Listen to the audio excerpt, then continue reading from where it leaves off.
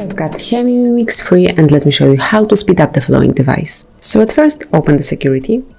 And now here you've got several very useful options which will definitely speed up your phone, speed up your XIAOMI. So at first you can click on optimize, so your device will be automatically optimized. Just give it a few seconds.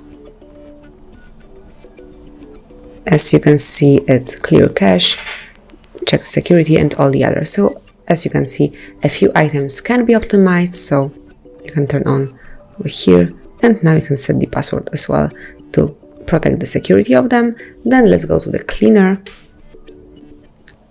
It will also be done automatically, so just be patient and wait a couple of seconds. So this is the solution. Now you just have to select cleanup. And that's it. All the trash has been deleted. Then you can check the data usage if you want to, but we do not have SIM card inserted, but if you will have it, then we'll be able to perform the action here. And also you can perform a security scan, so if any viruses will be detected, then you will be able to delete them. We can also clean the cleaner, but we were there previously, but here you've got the other possibilities.